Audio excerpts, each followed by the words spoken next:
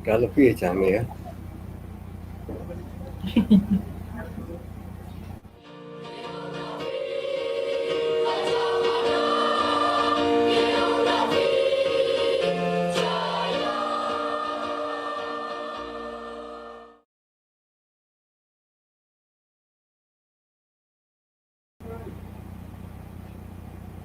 Mulai ya. Terima kasih. Assalamualaikum warahmatullahi wabarakatuh. Salam sejahtera buat kita semua. Juga kepada para narasumber yang sudah siap di tempatnya masing-masing, juga para peserta. Kalau di sini saya lihat jumlahnya juga cukup banyak ini, setidaknya 380-an. Ini mungkin nambah lagi. Ya, moga-moga nanti acara kita ini bisa bermanfaat buat kita semua. Oleh karena itu, mari sebelum acara kita mulai, kita berdoa terlebih dahulu. Berdoa menurut kepercayaan kita masing-masing, kita mulai.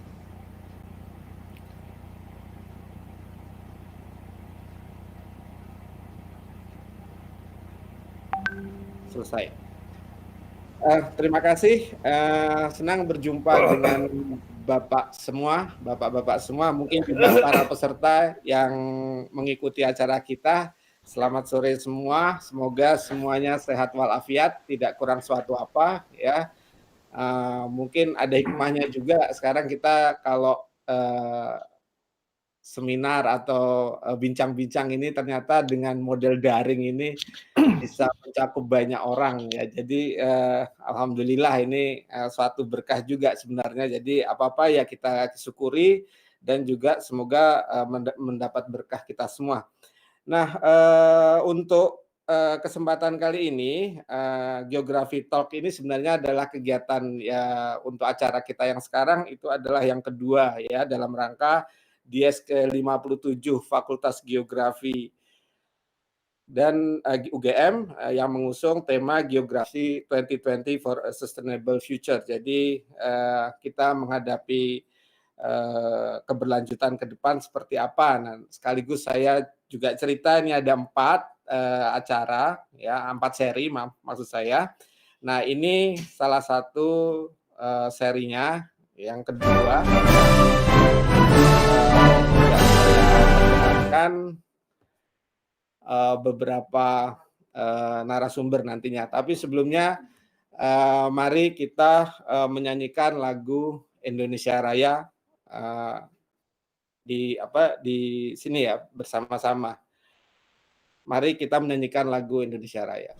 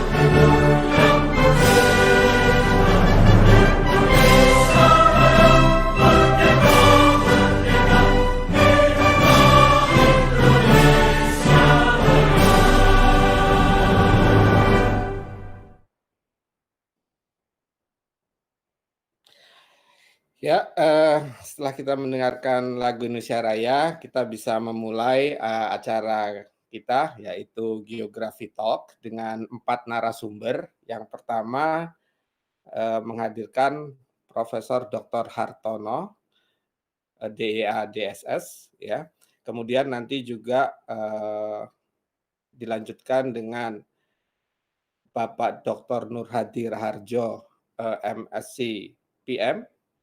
Kemudian ada lagi, yang ketiga, Profesor Dr. Andes Projo Danudoro, PhD, dan nanti yang terakhir adalah, Dr. Suprajaka. Nah, nanti acara ini akan kita, live chat juga di YouTube ya. Kalau ada yang mau bertanya bisa langsung, di live chat, memberikan pertanyaan, nanti akan dirangkum oleh tim untuk pertanyaan-pertanyaan kepada para narasumber. Nah, kemudian nanti, disediakan juga door prize. Nah, ini yang mau ditunggu-tunggu juga oleh para peserta ya, door prize. Nah, kemudian, jangan lupa nanti, presensi ya, ada presensi juga untuk, acara kita ini akan disampaikan pada, chat ya, atau juga di dalam komen di YouTube. Oke, selamat datang kepada Prof. Hartono,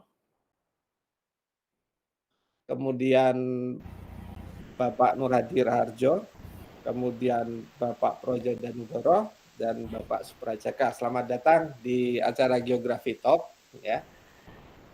Terima kasih semua atas kehadirannya. Semoga acara kita nanti mendapat yang luas dan juga bisa memperkenalkan geografi Indonesia ya, seluruh Indonesia. Moga-moga juga ke luar negeri, nggak apa-apa ya. Artinya memang inilah maksud kita untuk menyebarluaskan tentang Fakultas Geografi UGM, dan juga dalam kegiatan DIAS ini tentu saja setiap tahun kita banyak sekali menghasilkan alumni-alumni, dan mungkin ini juga bisa jadi ajang reuni kita bersama ya. Monggo silakan. Untuk kesempatan yang pertama adalah, kepada Profesor Hartono kami persilahkan untuk memaparkan, paparannya mungkin jika ada. Nah, kita berapa menit ya Prof. Hartono ya? 20 menit. Nanti, saya persilahkan Prof. Hartono untuk menyampaikan paparannya selama 20 menit. Silakan Prof. Baik, terima kasih atas waktu yang diberikan pada saya. Apakah suara saya dapat didengar ini? Terdengar Prof, jelas. Baik, Terdengar jelas sekali ya. kita mulai dari judul yang saya buat seperti ini. Membuat judul ini itu karena teringat dengan jabatan saya yang tidak pernah saya jalankan. Kepala Repsik ternyata. Oleh karena itu saya kali ini memaparkan paparan Geographic Information System for Sustainable Future. Dan ini adalah jabatan saya yang selama ini diemban oleh Pak Farda. Pak Farda. Baik, untuk yang namanya Geographic Information System ini ilmu yang sekarang ini berkembang dan teknologi untuk pengelolaan informasi geografi atau disingkat dengan geometik ini saya ambil dari ISO TC 211 N573 itu mencakup 9 teknologi. Walaupun tidak semuanya berkembang di Fakultas Geografi, tapi inilah teknologi informasi geografi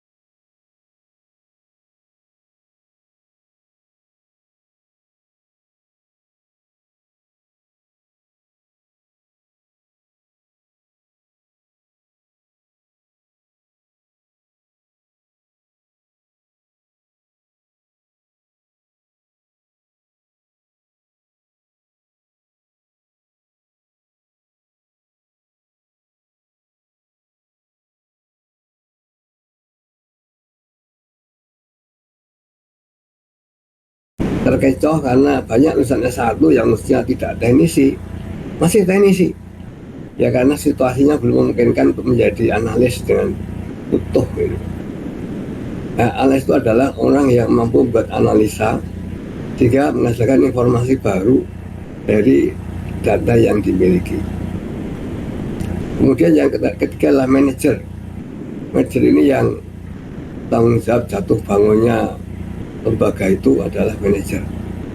Ini tanggung jawab terkait dengan keuangan terutama. Analis terkait dengan hasil analisis, dengan model-model, dengan berbagai macam software, pengembangan software. Teknisi membantu dalam hal input dan output. Kemudian setelah yang pertama itu human resources, ada hardware software yang penting. Sekarang ini sudah sampai pada level yang seperti yang bagus-bagus ya. Tidak cuma processing yang lambat-lambat. Kalau dulu kan karena lambat sering ditepuk mejanya. Wah, komputer jangkrik tenan ini, nah, gitu. Karena lambat ya. Sekarang saya kira sudah nggak ada lagi. Kemudian menangani data geografi. Data geografi itu ada 5. Pertama data litosfer terkait dengan batuan, data tentang air, ya, hidrosfer, air daratan dan laut. Ya. Walaupun geografi untuk air laut ini belum begitu akrab ya, waduh ini betul-betul harus didorong-dorong supaya akrab. Kemudian atmosfer, ya, cuaca. Kita sudah sangat senang Pak Dekan sudah banyak kerjasama dengan BMKG. Bahkan saya juga sudah menjadi promotor 2 orang yang BMKG. Alhamdulillah dimuliakan oleh para siswanya. Kemudian biosfer, nah, ini sudah sering kita kerjakan dulu. Ya, ada ketasi, kemudian ada hewan. Ya. Hanya hewan kita belum banyak yang ngerjakan. Dulu ada yang meneliti kera tapi ya nggak selesai. Kemudian antroposfer ini paling banyak. Sebenarnya antroposfer ini ciri problemnya adalah land use ya, land use urban maupun land use rural ya, atau peri-urban atau peri-rural. Ini bukunya kalau disertasinya ya Prof. Sabari ini ya. Bisa untuk dipelajari dengan baik. Kemudian yang keempat adalah SOP tentang GIS, rekam data dan sebagainya. Ini tidak boleh sembarangan, harus benar-benar baik supaya tidak rusak. Jadi ada backupnya supaya nggak rusak. Nah, hal seperti ini yang saya kadang-kadang tuh agak curiga dengan bangsa kita. Bangsa kita kadang-kadang yo beres. Kenyataannya orang beres gitu. Pada waktu Pak Priadi diangkat jadi kepala BIG itu, saya masih ingat beliau cerita itu di Malang. Saya tanya itu, sudah siapkah Pak Priadi data IDSN kita ini? Pak Priadi ya mungkin agak kurang serak gitu jawabnya, tapi intinya adalah belum siap. Sebenarnya memang ya yang disiapkan itu yang setiap hari dilihat oleh pimpinan gitu. Tapi daerah-daerah yang jauh-jauh itu barangkali belum siap. Saya menjadi anggota panitia toponimi dengan Prof. Yakub Rais udah bertahun-tahun, tapi nggak pernah ada kegiatan. Tahu-tahu oleh Pak Hendra, dimarahi Pak Hendra, toponimi ini rusak ini gara-gara Pak Hartono ini. Karena dari tim yang ada cuma Pak Hartono yang masih hidup, lainnya udah meninggal. Nah, inilah sesuatu yang kadang-kadang kita nggak sadar. Mudah-mudahan sekarang ini udah lebih baik lagi. Nah, data ini terutama menurut saya yang paling penting, sehingga data ini benar-benar dikendalikan dengan baik ya. Oleh karena itu spatial data quality, data ini harus benar-benar kita jaga. Dan supaya kita nggak memiliki data yang gigu ya. Kalau kalau ngikuti Pak Mroyo ini tidak gigu loh ya. Jadi datanya itu tidak garbage in, garbage out atau low outcome, tetapi benar-benar data yang bagus. Nah, Untuk itu perlu mengikuti paling enggak 6 hal ini. Skala itu harus benar-benar dijaga. Ikutilah Undang-Undang 4 2011, 1 juta sampai 1000. Ini harus diikuti. Kadang-kadang kita ngolah data dalam suatu daerah itu, yang satu data 100.000, yang lain 250.000, yang lain 25.000, ya seperti ini. Padahal itu nggak bisa itu. Dalam GIS analisis itu kalau skalanya nggak sama ya kurang bagus. Nah, kadang kita nekat aja. Ada sindiran dari seorang ahli. Sebenarnya kita tahu itu kelemahan kita, tapi kita nekat. Ya udah, nekat aja. Yang kedua adalah presisi. Nah, kalau satu ngukurnya pakai jangka, satu ngukurnya pakai teodolit, ya jelas kalah teliti. Tapi dikatakan sama, ya, ini kan nggak mungkin. Ya. Jadi presisi ini tergantung bagaimana yang dipakai apa. Yang ketiga akurasi. Akurasi ini apakah dikerjakan enggak? Akurasi ini adalah membandingkan data spasial kita dengan data lapangan. Nah, kalau itu sudah cocok bagus ya dengan CE 90 atau dengan RMS error atau apa, silahkan ini dicek. Tapi yang keempat adalah currency. Currency ini adalah pemutakhiran. Data yang paling baik itu data yang up to date, yang kini. Nah, bukan data yang 30 tahun yang lalu. Nah, data 20 tahun yang lalu. Saya pernah diajak buat peta sawah gitu ya. Ternyata udah puluhan tahun sebelumnya. Jadi ketika sawahnya masih utuh, belum dibongkar, dijadikan rumah-rumah. Nah, ya masih banyak sawahnya. Ternyata prinsipnya nggak cocok. Ada Pak Mubekti dari BPT, ada Pak Heri, ada Pak Efri almarhum. Aduh, saya teringat teman-teman ya jadinya. Juga yang kelima ini penting juga, kita ngikutin nggak standar SNI atau ISO. Nah, dalam standar kartografi ini Pak Nurhadi hafal ya, mesti ada standarnya. Selain ada informasi tepi, ya, juga ada standar legenda misalnya. Juga yang terakhir metadata. Data ini mesti harus ada metadatanya. Asal usulnya piye mbiyen. Jadi ada riwayat datanya supaya nanti bisa ditelusuri dan bisa dipertanggungjawabkan. Itulah tadi itu semua berkaitan dengan GIS sebagai sistem yang memerlukan syarat-syarat yang tidak sederhana sebenarnya. Tapi ya seperti itu.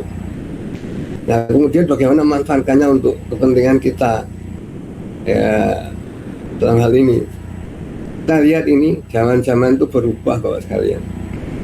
Sejak zaman era Pak Harto saja lah kita awali negara kita dari Pak Harto. Itu zaman pertanian, agricultural age. Di zaman pertanian itu pertanian nomor 1. Pertanian, peternakan, perkebunan, kehutanan, kelautan nomor 1. Yang kedua industri baru berikutnya. Pak Harto saya masih ingat waktu itu 50% pertanian, 50% industri, itu targetnya. Terus sebelum itu ya 25 industri, 75 pertanian. Karena negara kita memang sebenarnya itu cirinya ciri agraris. Ya. Yang kedua ada eranya Pak Habibie ini, industri. Zaman industri ini ya udah ciri-ciri industri makin ketat. Pengirian pertanian lahan luas penting, biara industri nggak penting. Yang penting adalah akses pada sumber daya, akses pada raw material, termasuk akses pada kekuasaan. Nah, ini. Yang ketiga adalah era informasi zaman Pak SBY. Ada era one map policy, ada era big data, ya. Kemudian era berikutnya adalah era Jokowi, misalnya ini era conceptual age, era inovasi, diganti dengan era sekarang ini ya. New normal sekarang. Ya itulah sekalian. Kalau menurut hemat saya, empat-empatnya ini masih diperlukan untuk membangun bangsa Indonesia. Sehingga yang namanya SIK untuk pembangunan wilayah itu mencakup empat-empatnya. Pertanian masih diperlukan 50% menurut saya. Industri ya mungkin 30%, informasi 10%, inovasi 10%. Jadi kita jangan langsung loncat ke arah yang lebih advance, nanti malah tidak kepleset nanti. Kita itu jadi home base-nya atau dasarnya itu di pertanian. Itulah yang mesti kita kuati. Pertanian yang menggunakan iptek bagaimana? Kita pakai ini, precise agriculture. Tiap pohon itu dilacak pakai sistem informasi, dikasih pupuk berapa, kasih NA berapa, CO berapa, tumbuhnya berapa. Nah, satu demi satu tiap pohon dilacak. Ya, menggunakan petani-petani berdasi, ya gitu. Jadi tidak hanya petani yang menggunakan pacul atau menggunakan garu, tapi sudah menggunakan iptek, precise agriculture. Industri juga demikian, industri yang merangkul sosiologi, industri yang merangkul kebersamaan, menggunakan medsos dan sebagainya, sehingga ada namanya 5% untuk bantuan kaum duafa itu ditunaikan betul. Informasi juga demikian, termasuk pertahanan. Sekarang ini tidak gampang menjaga pertahanan dari informasi yang ya masuk sana masuk sini. Demikian itulah menurut bayangan saya bagaimana pembangunan wilayah sekarang ini mestinya sampai sana. Untuk Indonesia jangan cuma pembangunan wilayah, tapi juga pembangunan wilayah dan pengelolaan bencana. Nah, gitu. Gambar berikutnya ini mestinya gambarnya Pak Habibie dan Pak Jokowi. Tapi saya lupa ngerekam ya itu. Kenapa ke Pak Jokowi dan Pak Habibie? Ya ini ke depan era teknologi tetap dipertahankan terus, dijalankan dengan baik. Tapi jangan lupa mental dijaga yang baik. Korupsi dikurangi kalau bisa. Kalau enggak ya dihilangkan. Gitu. Demikian Bapak Ibu sekalian, apa yang saya paparkan mudah-mudahan ada manfaatnya. Ada salah mohon dimaafkan. Assalamualaikum warahmatullahi wabarakatuh. Waalaikumsalam warahmatullahi wabarakatuh. Terima kasih Prof. Hartono. Yang menarik sekali apa yang disampaikan Prof. Hartono. Ya perlu diketahui juga Prof. Hartono ini adalah Ketua Ikatan Geograf Indonesia atau yang biasa kita sebut dengan IGI. Ya, beliau juga lulusan dari Fakultas Geografi UGM. Ya, kemudian S2-nya di Sciences Natural University Pierre Marie Curie, France. Ya, jadi wah ini bahasa Prancis, saya kebetulan nggak bisa bahasa Prancis, jadi agak kagok. Nah kemudian juga di Universitas Paul Sabatier ya. Nah kemudian S3-nya juga di Universitas Paul Sabatier France. Ya jadinya ini memang banyak berkecimpung di bidang GIS. Nah hobinya ini juga menarik sebenarnya, badminton, ini teman badminton. Oke, banyak yang bisa kita peroleh apa yang disampaikan Prof. Hartono ya. Jadi data itu di Indonesia mulai banyak, kalau saya katakan mungkin sudah mulai banjir data ini ya. Yang awalnya cuma sekedar data kemudian jadi big data, sekarang sudah masuk ke data mining, jadinya sudah mulai digali betul-betul ya. Nah juga beliau mengingatkan kaitannya dengan apa yang harus kita pikirkan ke depan ya, yaitu data kualitas data ya, ada skala precision dan sebagainya ya. Jadi ini yang perlu diperhatikan, dan kemudian pesannya juga tidak usah buru-buru ya, artinya perlu buru-buru tapi ya harus sesuai lah dengan kondisi yang ada di Indonesia. Nah ini menarik sekali, mungkin nanti monggo teman-teman atau bapak-bapak rekan-rekan yang ada di YouTube chat, yang ada di YouTube, boleh nih apa saja mau ditanyakan ke Prof. Hartono. Nah untuk mengingatkan juga nanti setiap sesi saya selalu ingatkan untuk presensi ya. presensi. Nanti akan muncul di komen ya di 16.30 sekitar itulah, nanti ditunggu saja sambil mendengarkan, ini juga menarik. Baik, untuk selanjutnya saya ada pertanyaan nih kelihatannya nih ya, untuk apa namanya door prize ya. Jadi pertanyaannya adalah berapa jumlah provinsi di Indonesia? Nah ini saya dulu ingatnya 27 zaman era Presiden Soeharto ya. Nah, ini sekarang mestinya sudah berubah ya. Makanya silakan, ada pertanyaan berapa jumlah provinsi di Indonesia, tolong nanti dijawab sebagai door prize-nya nanti. Oke, untuk presenter yang kedua ya, Bapak Nur Hadi. Nah, Bapak Nur Hadi ini adalah ketua kelompok bidang keahlian kartografi di Fakultas Geografi ya. Pendidikannya dulu juga dari S1 Geografi UGM. Jadi ini alumnus semua ya. Postgrade-nya di program ITC, S2 UGM, S3 Geografi UGM ya. Nah, ini hobinya juga bersepeda dan memancing ya. Mohon maaf ya, S2-nya di ITC ya, Professional Master ya, dan juga di UGM, jadi S2-nya 2 kali ini ya. Oke, untuk kesempatan selanjutnya saya persilahkan Bapak Dr. Nur Hadi untuk menyampaikan paparannya ya. Mari kita simak bersama-sama. Silakan Pak Nur Hadi, mari.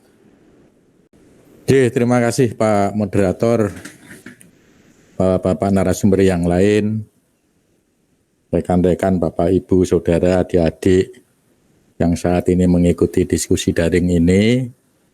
Selamat sore, salam sejahtera, salam sehat, dan Assalamualaikum warahmatullahi wabarakatuh.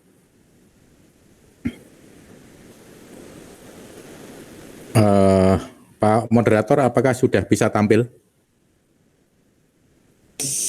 Sudah bisa tampil. Yeah.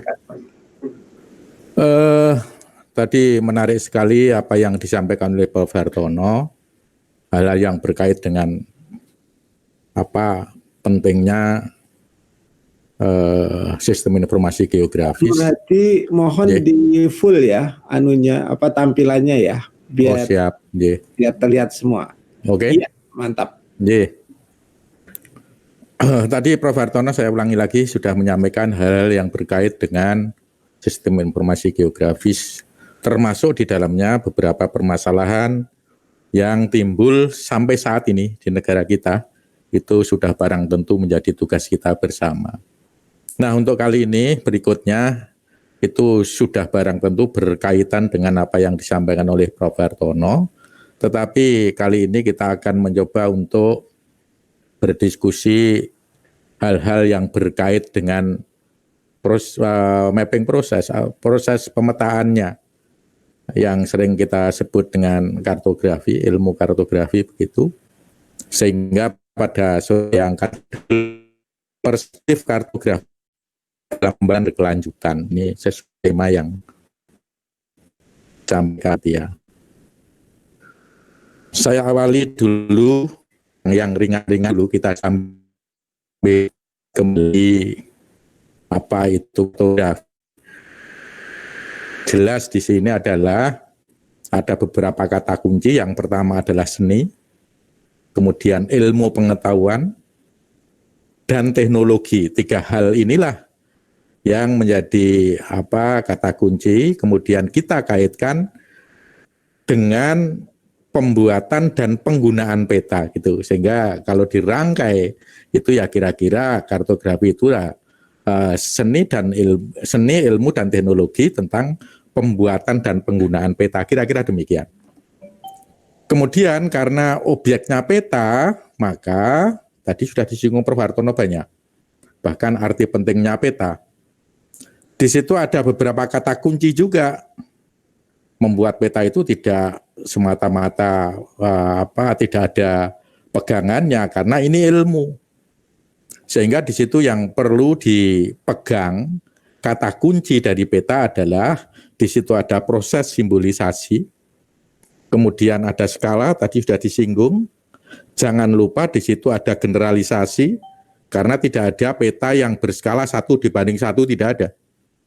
Sehingga di situ ada generalisasi, kemudian di situ ada proyeksi, kalau memang cakupan wilayahnya harus diproyeksikan.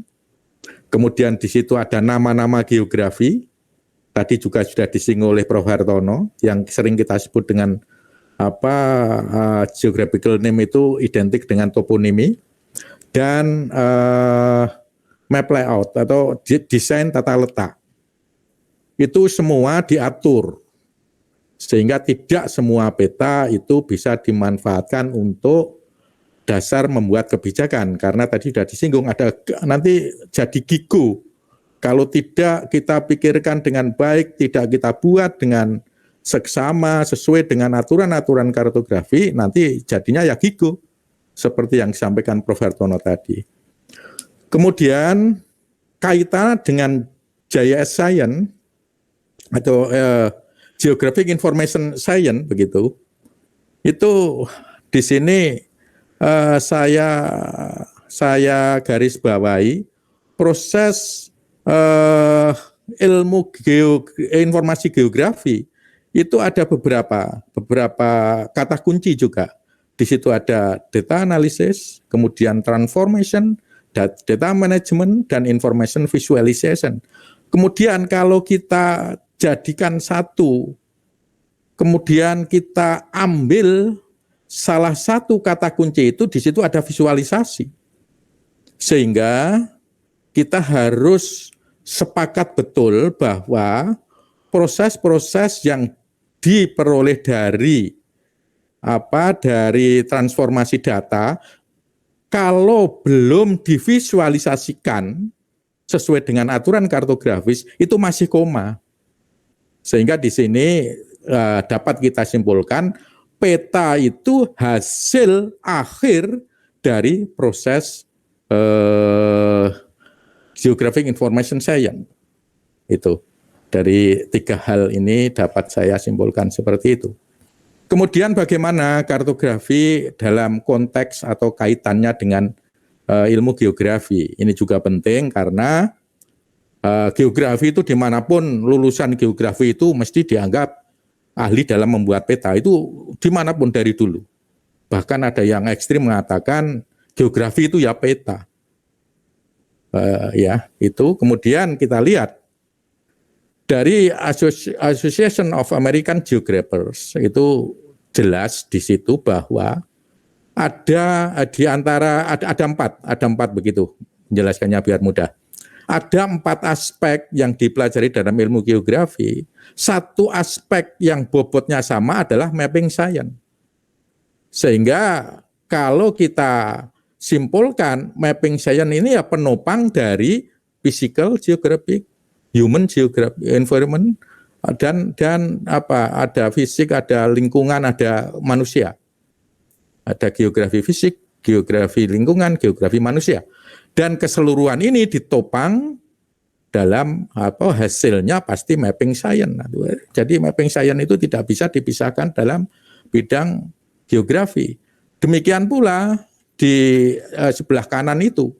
Di sebelah kanan itu di situ ada lingkungan, kemudian manusia, kemudian di sini ada teknologi. Teknologi ini tidak bisa lepas karena salah satunya adalah kartografi. Jadi kartografi itu kalau kita artikan di sini sebagai penumpang, sebagai visualisasi baik untuk analisis, untuk pengambilan data juga sangat dimungkinkan dari peta. Untuk mengambil data, analisis, dan visualisasi. Demikian sehingga disimpulkan bahwa ilmu geografi tidak bisa lepas dari peta. Karena peta itu adalah penopang utama kegiatan-kegiatan yang berkaitan dengan keilmuan geografi. Mengapa demikian? Ini bahkan ada kata kunci, di situ ada apa, kemudian di mana, mengapa, dan seterusnya. Yang kita kenal dulu itu berapa W itu. Kemudian berikutnya perkembangan kartografi sekarang. Nah ini nanti yang kita bisa diskusikan panjang lebar. Kalau dulu berkisar tahun 2000-an, pada saat itu saya masih mengambil S2 di ITC, itu masih dikenal untuk membuat peta itu ada 6 sumber. Yang pertama adalah secara terestrial dengan menggunakan alat-alat survei lapangan, kemudian menggunakan data statistik, kemudian yang ketiga dan keempat itu remote sensing data, baik itu foto udara maupun citra satelit, kemudian ada existing maps, itu, kemudian dari hasil sensus.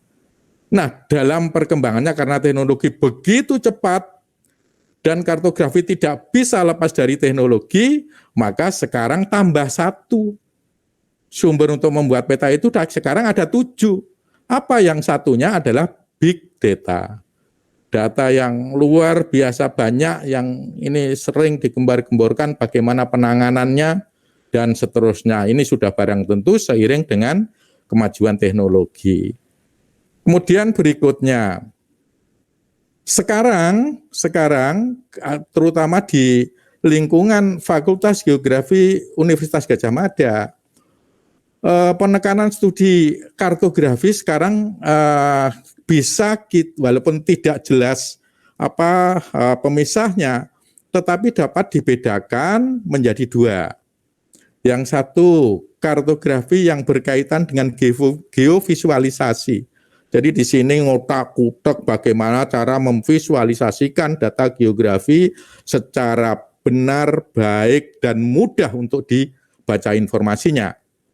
Kemudian yang kedua, kelompok yang kedua, itu kartografi analitik. Tadi sudah disebutkan oleh Prof. Hartono, ini tidak bisa lepas dari spatial analysis, analisis secara spasial. Jadi itu yang sekarang kita kembangkan. Kemudian untuk geovisualisasi saja, karena pada tahun 2000-an itu visualisasi, sekarang dirubah menjadi geovisualisasi. Itu digambarkan pada kubus yang ada di sebelah kanan saya ini, di mana penekanannya di sini adalah interaktif. User itu bisa interaktif untuk memain-mainkan yang ada di 4 bola ini. Ya, ada presentation, ada ini 4 ini dimain-mainkan, dan itu bisa dilaksanakan oleh user secara interaktif. Itulah sekarang. Itulah bedanya antara visualisasi pada tahun 2000-an dengan visualisasi yang sekarang sudah berkembang. Kemudian berikutnya kartografi analitik. Kartografi analitik, kalau kita ingat, itu sebenarnya pemanfaatan peta sebagai media analisis itu sudah dilaksanakan oleh John Snow pada tahun 1854. Ini sudah berkembang ini. Kalau kita baca referensi lama, dia akan menyebutkan ini luar biasa, pada saat itu sudah memanfaatkan peta sebagai sarana untuk melakukan analisis spasial. Tetapi pada tahun 60-an Tobler itu mengembangkan, dan sampai sekarang sudah luar biasa kemajuan analisis spasial ini dengan munculnya berbagai macam software. Kemudian bagaimana kartografi dalam kaitannya dengan SDGs, Sustainable Development Goals. Di sini tadi sudah disampaikan bahwa kartografi itu ada 1, 2, 3, 4, 5 kata kunci. Yang pertama adalah art, di sini dicontohkan ahli kartografi mesti atau harus bisa membuat presentasi data geografis secara benar, baik, dan mudah diinterpretasi oleh users. Itu. Kalau tidak belajar kartografi ini lain, ini nanti kita diskusikan lain. Karena di sini ada aturan-aturan yang mengikat bagaimana cara membuat peta yang baik dan benar. Kemudian di situ ada data analisis. Sekarang sudah barang tentu dibantu dengan tools. Perangkat-perangkat lunak sekarang sudah luar biasa. Saya sampai tidak bisa nyebut satu persatu, bahkan saya sekarang sangat ketinggalan. Karena teknologi itu 2 tahun sudah ganti. Ya, ini kemudian teknologi yang saya singgung tadi, di situ ada internet, ada mobile, dan seterusnya. Kemudian ini prosesnya, setelah ini terkumpul semua, baru diproses, di situ ada map making.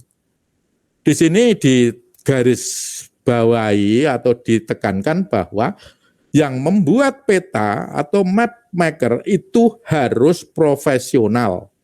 Benar-benar profesional, kalau asal-asalan bukan peta.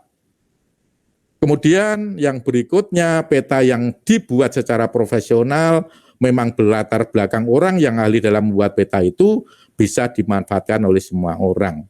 Di sini juga tersaji kalau kita membuat peta itu paling tidak ada 14 ciri yang dapat kita baca dari peta itu, 14.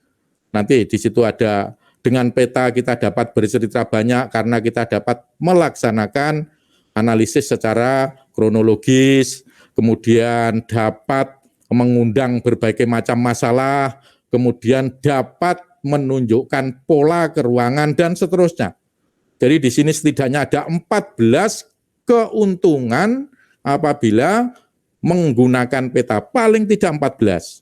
Berikutnya ini adalah saya ambil dari strategi dari International Cartographic Association tahun 2003 sampai 2011 pada saat itu. Ini saja sudah ada berapa ini? Sudah ada 1, 2, 3, 4, 5, 6, 7, 8, 9, 10 agenda penelitian yang berkaitan dengan kartografi yang sekarang tuntas atau belum. Mari kita camkan secara bersama-sama, lebih-lebih di sekitar kita, di negara kita, di Indonesia, dan lebih mendalam lagi bagaimana kita sebagai geograf apakah sudah memenuhi agenda yang sudah dicetuskan oleh International Cartographic Association ini. Berikutnya saya coba untuk melakukan evaluasi apakah agenda yang sudah dicanangkan oleh International Cartographic Association ini sudah dilakukan di Fakultas Geografi, khususnya di Departemen Saik, lebih-lebih di kelompok bidang ilmu kartografi.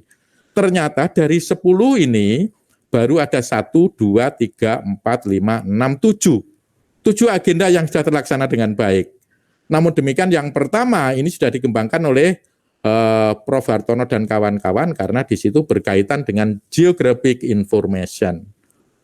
Kemudian berikutnya ini saya coba untuk sajikan beberapa penelitian yang dilakukan oleh teman-teman yang ada di lab kartografi, hanya beberapa sampling saja, tidak, tapi penelitian luar biasa banyak.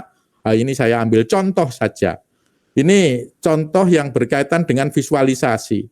Ini kebetulan saya sendiri yang membuat bersama Ika Nur Muslihah yang sekarang kerja di kehutanan, kemudian staf paling junior Mbak Sari.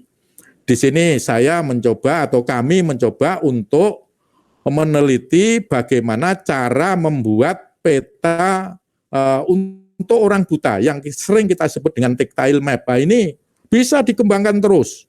Sampai sekarang banyak mahasiswa kita, banyak mahasiswa kami yang mengembangkan ini. Sekarang sudah tidak konvensional seperti ini. Tetapi sudah berkembang bagaimana membuat peta digital untuk para saudara-saudara kita yang kebetulan difabel. Orang buta warna, orang gagu dan seterusnya. Sekarang sudah mengarah ke sana. Itu semua bertitik tolak dari penelitian yang sederhana yang saya lakukan ini. Karena ini adalah bagaimana cara membuat simbol untuk kaum tunanetra. Di sini sudah ada kartografi grammarnya gitu, walaupun masih terbatas karena ini penelitian awal dan sudah dikembangkan oleh adik-adik kita atau junior-junior kami.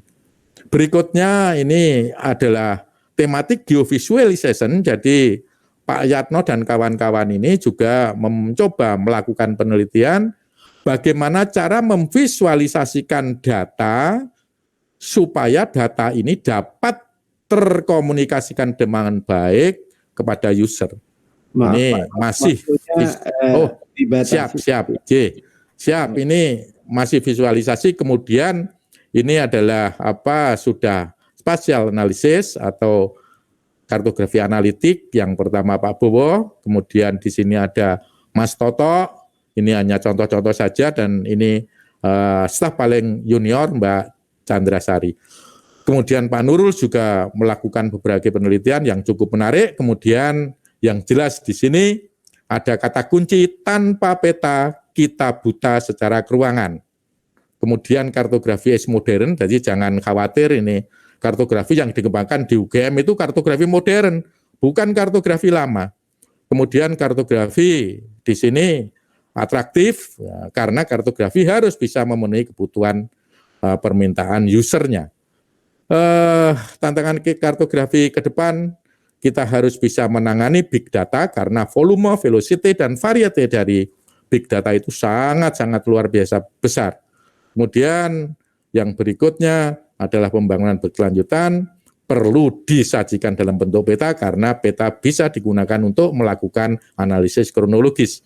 Kemudian berikutnya pengguna peta sangat menghargai penggunaan peta sehingga kartografer harus responsif dan cukup luas keberagamannya sehingga kartografer harus mempunyai wawasan yang luas. Pemantik diskusi saya angkat, saya pancing. Saat ini itu software sudah beredar sangat banyak dan open source. Sehingga setiap orang bisa mengaku bisa membuat peta.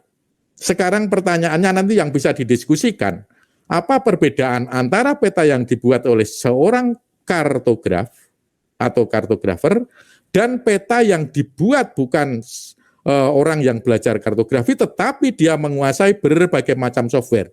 Petanya bedanya apa? Itu pemantik diskusi yang menarik. Kemudian ini tadi tagar kita, without maps we are spatially blind. Ya. Tanpa peta kita akan menjadi buta secara keruangan. Terima kasih Pak Brandy, saya kembalikan, mudah-mudahan ada manfaatnya dan bisa kita diskusikan. Matur nuwun.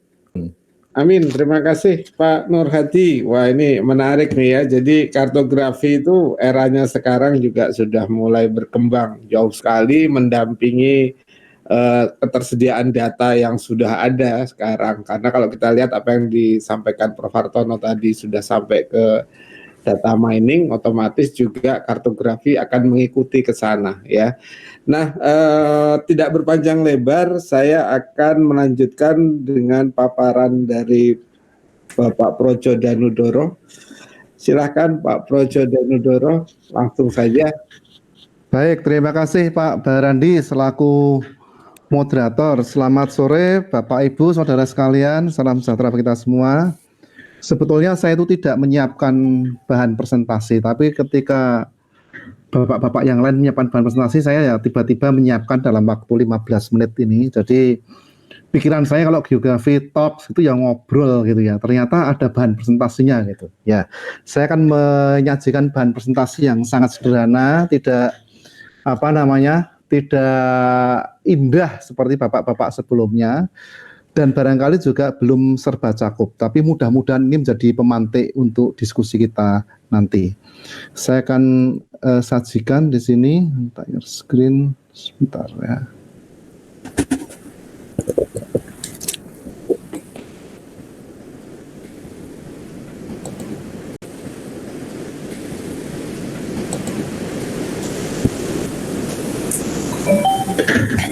Sebentar, masih menunggu.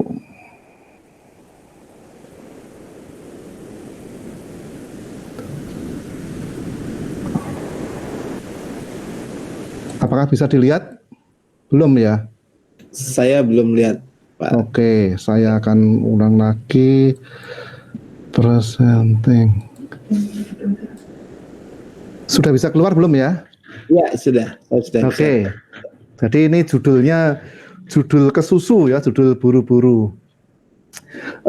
Saya akan bicara penginderaan jauh dari aspek konsepnya saja dulu. Jadi untuk pengertian saya pikir banyak dari kita sudah tahu bahwa sebetulnya ada banyak pengertian tentang penginderaan jauh, tetapi ada 4 hal yang sebetulnya menjadi pokok pikiran dalam penyusunan konsep itu. Yang pertama itu adalah perolehan informasi tentang objek atau fenomena di permukaan dan dekat permukaan bumi. Yang kedua, kajian dilakukan tanpa kontak langsung dengan objek atau fenomena yang dikaji. Yang ketiga itu dilakukan melalui analisis perekaman gelombang elektromagnetik yang dikirim oleh objek ke sensor yang terpasang pada suatu wahana atau platform. Dan yang keempat, hasil perekaman gelombang elektromagnetik yang dikaji itu sebagian besar berupa citra. Memang ada yang bukan berupa citra, misalnya kurva pantulan dan sebagainya. Tapi secara umum itu adalah berupa kurva. Kemudian ada juga pertanyaan di kalangan awam, sebenarnya penginderaan jauh dan interpretasi citra itu sama atau tidak? Ini sebetulnya bisa dibilang sama, bisa juga dibilang tidak. Ada yang membedakan. Itu tergantung definisinya siapa. Tetapi hal ini sebenarnya terkait dengan adanya konsep variabel biofisik dan variabel hibrida. Jadi kalau variabel biofisik itu sifatnya terukur, objektif, dan proses ekstrasinya maupun analisisnya semata-mata mengandalkan pendekatan matematika dan fisika. Sehingga kalau kita mengekstrak informasi berupa variabel biofisik, maka tidak ada interpretasi di sana. Di sisi lain ada variabel hibrida, itu kombinasi dari beberapa variabel biofisik atau analisis lanjut dari variabel biofisik melalui proses penafsiran. Ini adalah variabel hibrida. Sehingga kita kadang-kadang melihat yang namanya temperatur permukaan. Itu bukan variabel hibrida, itu variabel biofisik.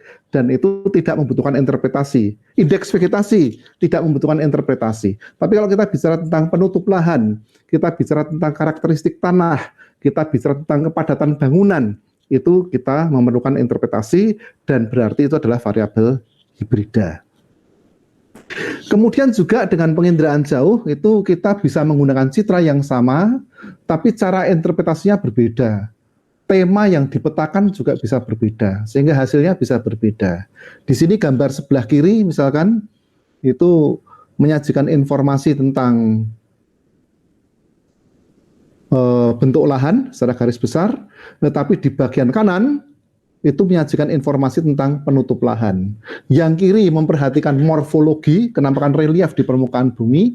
Yang kanan memperhatikan jenis-jenis penutup permukaannya. Apa itu vegetasi, apa itu air, apa itu lahan terbuka, apa itu bangunan, dan sebagainya. Jadi citranya bisa sama, sumber data bisa sama. Tapi karena temanya berbeda, peta yang dihasilkan juga bisa berbeda. Bisa juga cara analisisnya, yang satu manual, yang satu digital, itu hasilnya juga bisa berbeda, karena nanti terkait juga dengan informasi yang dapat diekstrak secara digital, dan juga informasi yang dapat diekstrak secara manual, itu akan berbeda, sehingga menghasilkan tema yang sedikit banyak berbeda. Yang sebelah kiri itu adalah informasi spektral terkait penutup lahan, yang sebelah kanan itu terkait dengan aspek spasial dari penggunaan lahannya. Nah, proses penginderaan jauh untuk bisa menghasilkan peta-peta seperti itu tadi yang saya sajikan itu panjang. Ya. Ini adalah proses saintifik sebetulnya ya.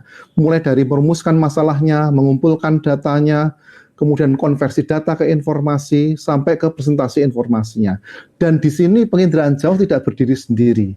Ada proses-proses yang melibatkan GIS. Ada proses-proses yang melibatkan kartografi, terutama di bagian hilir nanti. Proses awalnya ada di penginderaan jauh, proses tengah bisa melibatkan GIS, dan proses hilir itu mau tidak mau harus melibatkan kartografi. Ini yang membedakan penginderaan jauh geografis dari penginderaan jauh yang digunakan oleh orang-orang di luar bidang geografi. Kalau dia berada di dalam bidang geografi, sains informasi geografis, maka itu semua harus diperhatikan. Ya. Nah, untuk bisa sampai ke sana, sebenarnya dalam penginderaan jauh itu ada banyak pendekatan. Digunakan dengan konteks yang bisa berbeda-beda dan kebutuhan aplikasi yang berbeda-beda juga. Biasanya pendekatan yang berbeda itu dikonotasikan secara dikotomis. Misalnya apa itu pendekatannya manual, mengandalkan cara menggambar manual, atau pendekatan digital menggunakan komputer. Bisa juga apa itu mengandalkan kunci foto, kenampakan di citra yang dianggap sebagai foto dengan pendekatan yang memperhatikan konteks spasial ekologis, yaitu pendekatan ekologi bentang lahan. Bisa juga pendekatannya itu spektral, semata-mata berasumsi bahwa informasi spektral itu menggambarkan karakteristik objeknya, atau juga pendekatannya morfologi bentang lahan, artinya melihat pola, melihat bentuk, melihat morfologi yang dikaitkan dengan karakteristik objek yang dikaji. Bisa juga melihatnya itu dari aspek holistik atau reduksionistik. Kalau itu holistik berarti batasnya ditentukan lebih dahulu, kemudian karakteristik isinya dideduksi secara logis. Sementara kalau reduksionistik, masing-masing peta terpisah-pisah dan kemudian di-overlay dengan bantuan GIS menghasilkan informasi baru. Jadi kalau holistik itu murni penginderaan jauh, kalau reduksionistik itu adalah kombinasi penginderaan jauh dengan sistem informasi geografis.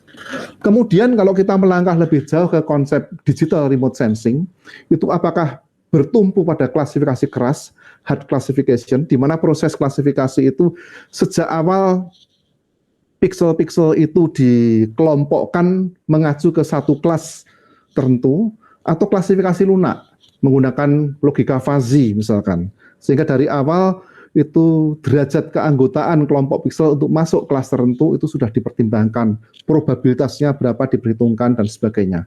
Ya. Nah, yang paling mutakhir saat ini adalah pendekatan yang dikotomis antara yang algoritmik dengan yang bersifat heuristik. Kalau algoritmik itu berarti bahwa kita mengandalkan software, mengandalkan menu yang ada. Tapi kalau heuristik itu artinya kita mengontrol software. Software memberi peluang kita untuk melakukan coding, melakukan pemrograman atau melakukan kustomisasi sedemikian rupa sehingga menu-menu yang ada itu diambil alih, kemudian kita melakukan script programming atau coding juga sehingga tidak seluruh bagian dari menu kita gunakan.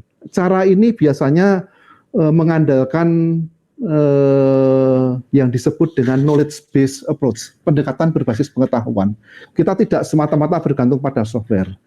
Nah, kalau itu usernya itu tidak tahu fenomena yang dikaji, dia semata-mata mengandalkan software, hasilnya jadi ya bisa garbage in, garbage out. Tapi kalau heuristik itu tidak, kita harus tahu setting wilayahnya seperti apa, setting ekologisnya seperti apa.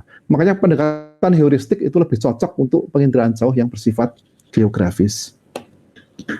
Nah, sekarang kalau kita pengen tahu sebetulnya kontribusi utama penginderaan jauh dalam pembangunan yang bersifat berkelanjutan itu di mana? Ada beberapa hal yang dapat saya sampaikan di sini sebagai contoh. Yang pertama adalah penyedia data spasial tematik untuk mendukung pembangunan berbagai sektor. Bisa pertanian, misalnya estimasi produksi pertanian. Kemudian penggunaan lahan berbagai jenis tanaman pertanian, pola rotasi dan sebagainya. Kehutanan, kita tahu jenis-jenis tanaman kehutanan, estimasi biomasa, serapan karbon dan sebagainya. Lingkungan bisa bermacam-macam, bahkan kita bisa memetakan wilayah di dasar perairan, danau maupun laut. Di sini ada Dr. Pramaditya Wicaksono yang ahli di bidang itu, ya, sehingga memetakan dasar perairan itu melakukan pemrosesan seperti airnya itu dikuras gitu ya, secara digital seperti dikuras sehingga kenampakan di dasar perairan itu bisa dipetakan jenisnya apa saja. Nah, itu juga bisa dimanfaatkan untuk perencanaan wilayah, prediksi perubahan penggunaan lahan. Ya. Bisa juga untuk kesehatan, kita bisa memetakan habitat vektor penyakit. Ya, ada malaria, ada leptospirosis, ada demam berdarah dan sebagainya, itu dapat dipetakan dengan bantuan penginderaan jauh. Nah, penginderaan jauh itu juga sangat menentukan ketika suatu wilayah belum tersedia data sama sekali, atau datanya hancur, misalnya karena perang saudara, semua data habis. Dari mana harus memulai lagi? Penginderaan jauh yang sangat memberikan kontribusi. Broyo, mohon maaf Pak Broyo. Ya. Ini kebetulan yang ke YouTube-nya itu ada gangguan, jadi nggak bisa disaksikan oleh para pemirsa. Jadi gitu. Sebentar saja, nggih. Ya, baik.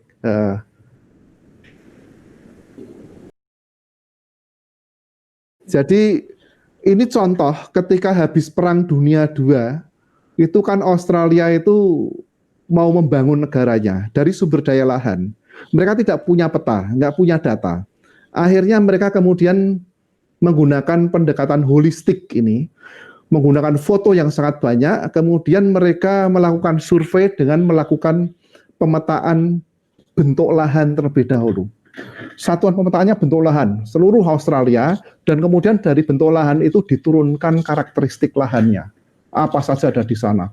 Batuan, kemudian tanah, teksturnya seperti apa, pH seperti apa, kedalaman seperti apa, dan selanjutnya kemiringan lereng, kerapatan alur, drainase permukaan, dan sebagainya. Nah, ini menjadi dasar untuk evaluasi lahan. Sekarang suaranya juga nggak bisa ya? Oh gitu, iya. Terima kasih, mohon maaf tadi ada delay karena ada gangguan koneksi juga dengan YouTube. Moga-moga sekarang setidaknya suaranya sudah bisa didengar ya, setidaknya. Nanti moga-moga tampilan layarnya juga bisa dinikmati oleh para peserta. Oke, sesuai dengan ini presentasi yang sedang kita laksanakan sekarang, monggo Pak Proyo dilanjut saja, silakan. Baik, terima kasih Pak Barandi, terima kasih pada tim teknis yang telah membantu mereparasi koneksi sehingga bisa jalan kembali. Mudah-mudahan audiens semua bisa mengikuti lagi paling tidak omongan saya ya. Jadi saya ulang sedikit kontribusi utama penginderaan jauh dalam pembangunan yang berkelanjutan. Yang pertama, menyediakan data spasial tematik untuk mendukung pembangunan berbagai sektor, pertanian, kehutanan, lingkungan, perencanaan wilayah, kesehatan, dan sebagainya. Kemudian juga penginderaan jauh sangat menentukan ketika suatu wilayah belum tersedia data sama sekali.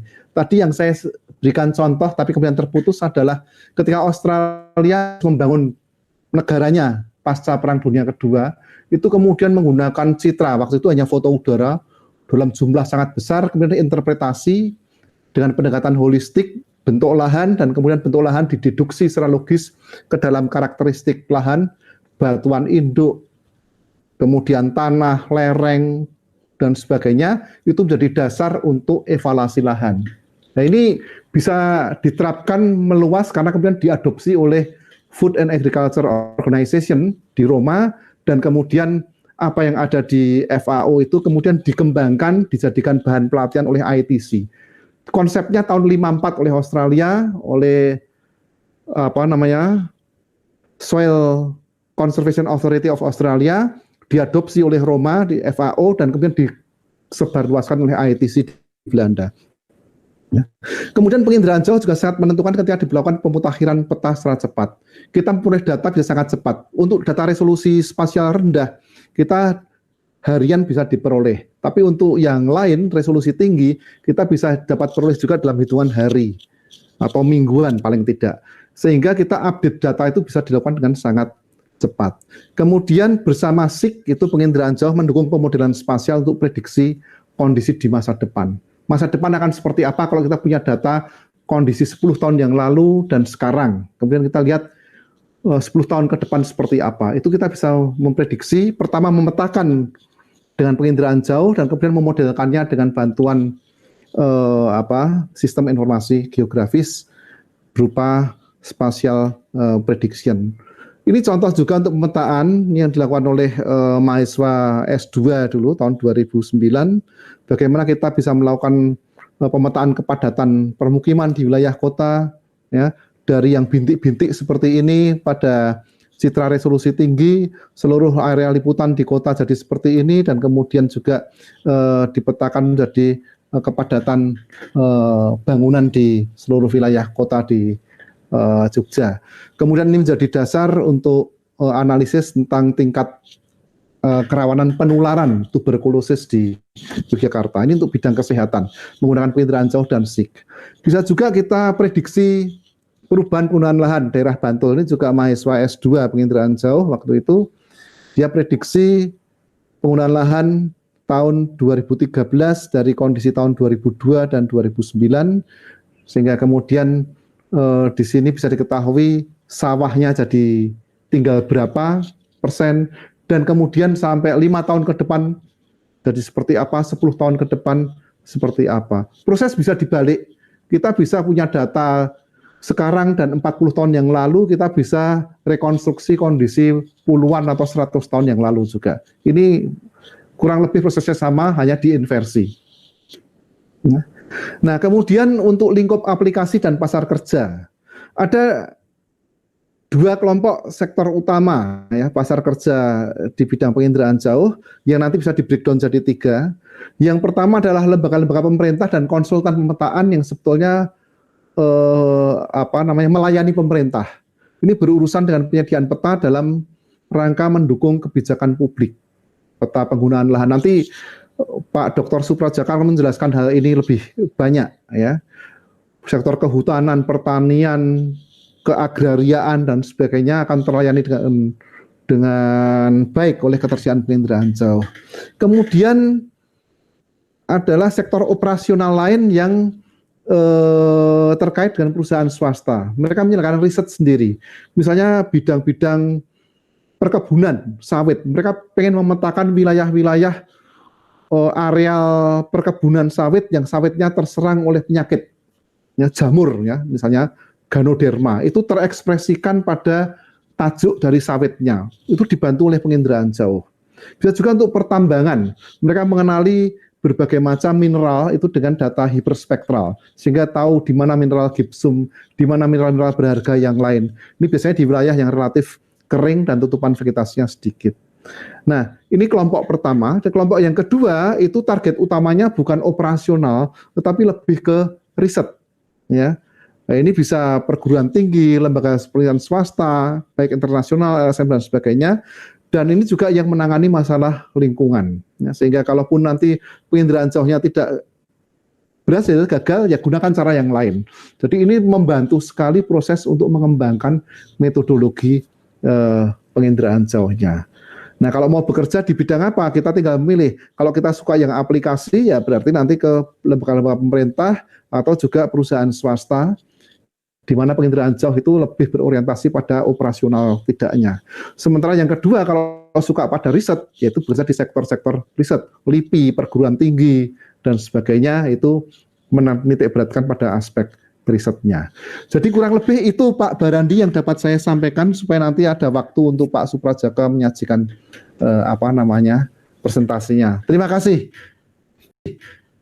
Ya, terima kasih Pak Projo. Nah, ini jadi kita bisa lihat semua bahwasanya apakah itu GIS, apakah itu kartografi maupun penginderaan jauh. Ini sebenarnya kita memang sangat-sangat mengikuti teknologi yang berkembang ya. Jadi sangat penting buat teman-teman semua, rekan-rekan semua itu untuk bisa mengetahui dan memperdalam apa yang sudah kita kembangkan selama ini. Nah, untuk kesempatan yang keempat kepada Pak Suprajaka, silakan untuk menyampaikan paparannya kalau ada paparannya ya. Silakan. Ya. Oke, terima kasih Mas Barandi. Assalamualaikum warahmatullahi wabarakatuh. Waalaikumsalam. Ya, suara dengar ya. Wah, ini sudah lengkap. Saya jadi bingung. Saya udah nututi tadi ya, ngelengkapi tetap keter saja kalau mantap lah. Ini udah lengkap, jadi sebetulnya tinggal closing remark. Apa yang akan dilakukan kan gitu ya kira-kira. Nah, izin saya memaparkan ya sedikit ya. Silakan Pak Jaka. Nah, tadi Prof Hartono sudah sangat lengkap. Terus paradigma filosofinya sudah, teknik menyajikannya sudah disampaikan Pak Nur Hadi. Terus ketiga tadi udah lengkap banget, Pak. Dari hulu sampai hilir sampaikan oleh Pak Projo. Terus saya mau nyampaikan apa? Udah lengkap ya. Tapi ya karena sudah diberikan ruang, saya coba nyampaikan. Nah, ini tadi saya tambahi akhirnya ya sambil cari-cari. Untungnya terakhir itu bisa nambah-nambah dikit. Ini salah satu tulisan buku di Sustainability Science itu, ternyata Sustainable Development itu ada sebuah dokumen yang sudah dibuat tahun 1700. Dibahas di bukunya memang Silvicultura Oceane, seorang ahli kepala pertambangan itu. Dia menanyakan bahwa ternyata salah satu kuncinya adalah masalah hutan, sustainable forestry. Nah, ini kalau dilihat waktunya adalah sudah 300 tahun yang lalu. Tapi persoalannya adalah ternyata memang meskipun sudah lama, itu prinsip-prinsip keberlanjutan ini kok kayaknya agak semakin mendekati sulit. Kalau dilihat dari ini, contoh saya ambil dari paparannya Bappenas bahwa ada satu kotak yang warna merah ini, kerusakan tutupan hutan itu khusus di Indonesia sudah 50% dari total luas. Nah, dari kerusakan lingkungan mulai dari penurunan kualitas lingkungan hidup, tapi sudah disinggung Prof. Hartono, Pak Proyo, dan bilangnya Aneka Hayati, kelangkaan air, energi yang semakin susah, kenaikan suhu global, cuaca ekstrim, dan pesisir Indonesia termasuk yang paling rentan sesungguhnya, termasuk ancaman bencana. Nah, prediksinya katanya bahwa tahun 2045 atau 100 tahun Indonesia merdeka itu turun, termasuk internasional, dunia, semua turun. Nah itu kan ini paparan sebelum ada COVID. Setelah ada COVID mungkin turunnya bisa lebih cepat itu.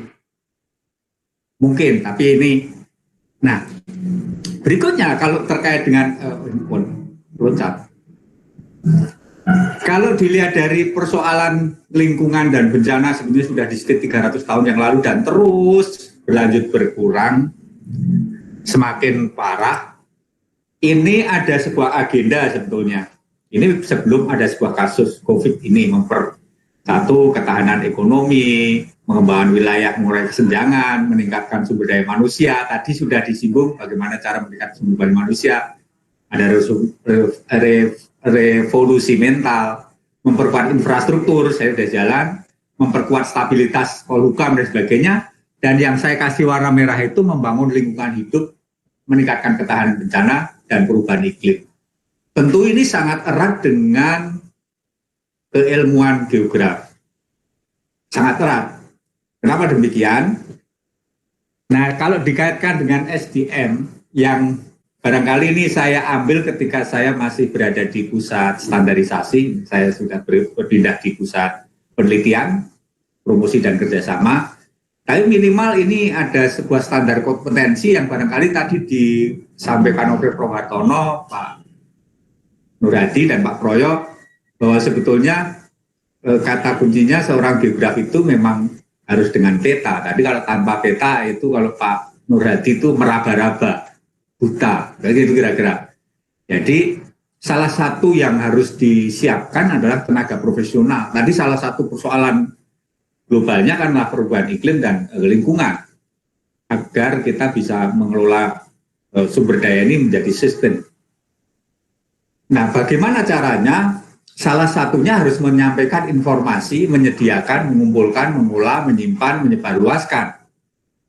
Memang di dalam Undang-Undang IG, salah satu yang harus disiapkan adalah proses pengumpulan, penyimpanan, pengolahan, penyajian, penyebarluasan, dan penggunaan. Sebetulnya standar-standar ISO yang tadi juga disinggung oleh Prof. Hartono ketika masuk dalam konteks 0701 bidang geografi geomatika itu saya kira menjadi acuan. Tapi rupanya untuk menyusun standar penyelenggaraan IG mulai dari pengumpulan sampai penggunaan ini masih belum lengkap. Masih banyak yang harus diperbaiki tata kelolanya. Tadi ada contoh dari ngolah citra saja, tentunya harus ada sebuah prosedur-prosedur yang standar, mulai dari proses pengumpulannya. Ada satu hal skema SKKN yang sudah disiapkan, dan Pak Proyo termasuk, Pak Hartono juga pernah, Pak Nur Hadi juga pernah ikut terlibat di dalam proses penyusunan ini. Bahwa saat ini memang ada 7 unit kompetensi, mulai dari fotogrametri, survei terrestris, sistem informasi geografi, hidrografi, kartografi, penginderaan jauh, dan survei kewilayahan. Ini saya kira sudah mulai lengkap. Tetapi apakah memang itu sudah cukup? Barangkali ini menjadi satu pertanyaan. Ke depan seperti apa? Nah, ini perkembangan yang mungkin perlu terkait dengan informasi geospasial. Ini ada sebuah perkembangan yang cukup signifikan selama tahun 2007 sampai 2019. Artinya ada sebuah perubahan-perubahan yang mendasar yang dulu tidak pernah diperhitungkan. Tahun 2007 itu hanya ada survei terestris, ada penginderaan jauh, ada sistem informasi geografis. Nah, ini saya kira ini sangat erat dengan informasi ilmu keilmuan tentang informasi. 2013 dilengkapi lagi menjadi tambah tentang hidrografi dan kartografi.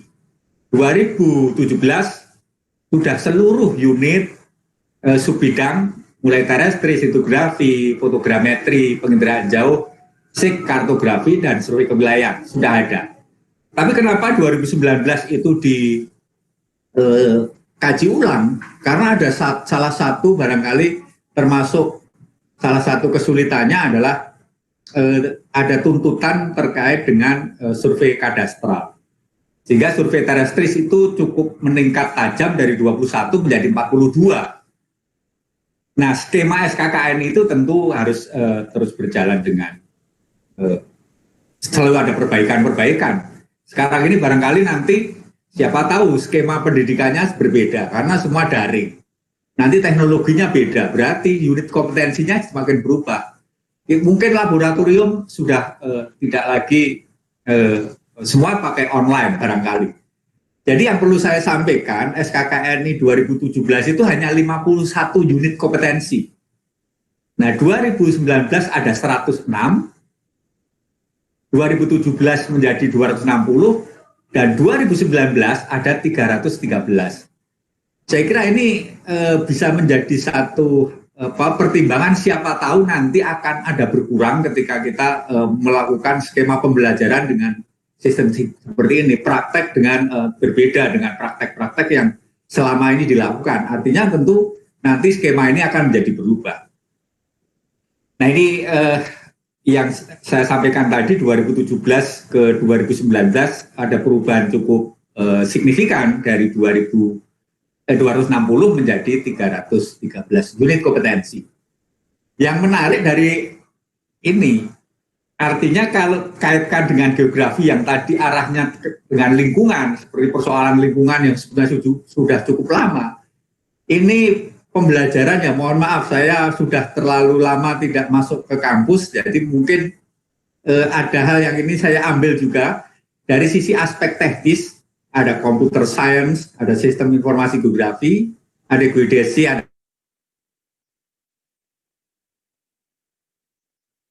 yang fisik, mulai dari hidrologi, geologi, meteorologi, geologi, ada perencanaan juga, dan ada sosial ekonomi, budaya, dan sejarah juga. Ini menjadi satu hal yang sangat diblended menjadi seorang ahli geograf.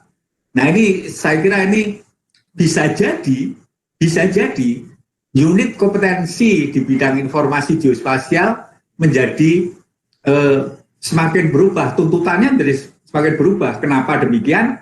Kita tidak lagi hanya pada proses pengumpulan, proses pengolahan, tetapi proses penggunaan yang sudah multidisiplin.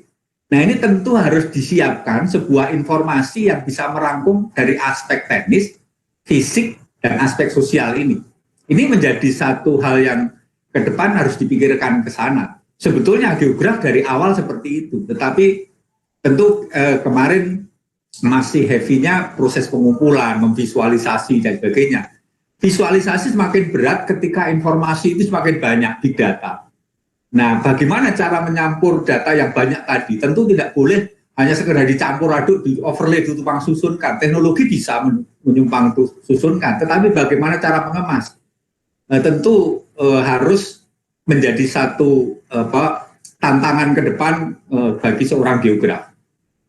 Nah, kalau saya lanjutkan seperti ini yang sekarang ada, saya barusan tadi cari sumber dari akreditasi BIG Go ID.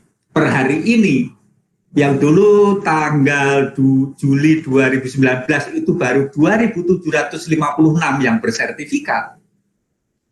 Sekarang ini sudah 4.171. Pertanyaannya adalah, pemegang sertifikat itu benar-benar sudah mempunyai kemampuan analisis, kemampuan sesuai dengan unit kompetensi yang diberikan tidak? Ini ya jadi satu tantangan ke depan. Artinya tenaga profesional yang tadi disampaikan Pak Nur untuk memvisualisasikan informasi itu apa memang benar. Ini kartografi hanya satu Pak Nur. Saya juga deg-degan, kartografi kok hanya satu, padahal ini sangat penting ke depan.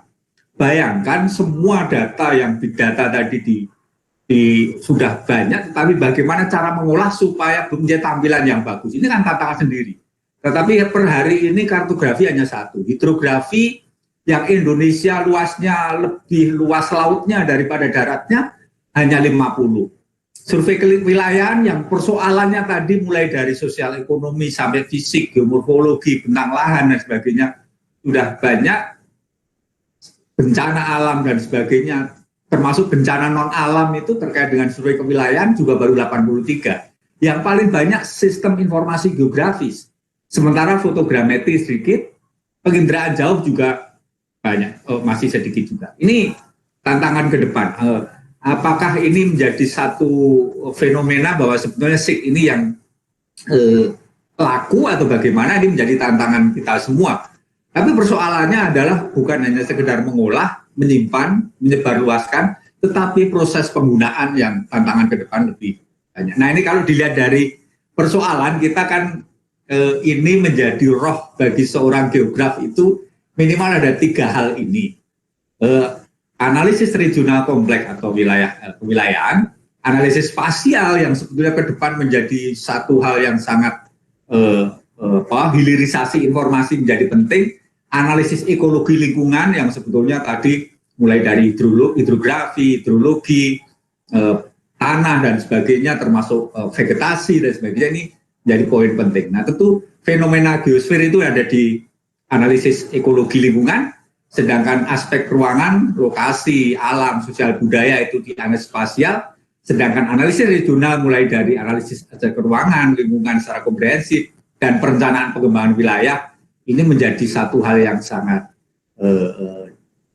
menjadi semakin besar tuntutannya ke depan.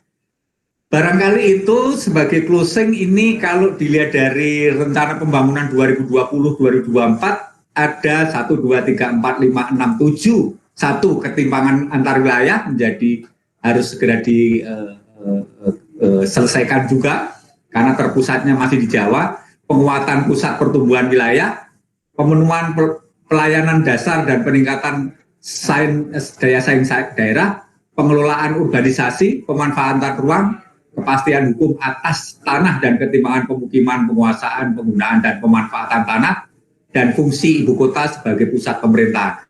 Ini saya kira yang disiapkan oleh Bappenas seperti itu, tapi minimal juga ke depan kita harus memperhatikan tentang SDGs. Yang di sana minimal pilar pembangunan SDGs itu, pilar sosial itu ada SDG 1, 2, 3, 4, dan 5. Barangkali teman-teman juga akan coba lihat pilar SDGs. Pilar ekonomi itu di SDG 7, 8, 9, 10, dan 17. Sedangkan pilar lingkungan yang menjadi poin kita hari ini salah satunya ada di SDG 6, 11, 12, 13, 14, 15, dan juga pilar hukum itu ada di SDG 16. Barangkali itu sebagai bahan diskusi, saya ucapkan terima kasih, saya serahkan ke moderator. Terima kasih Pak Suprajaka. Wah ini ternyata apa yang disampaikan Prof. Hartono, disampaikan maaf saya Pak Nur Hadi, kemudian juga Pak Proyo.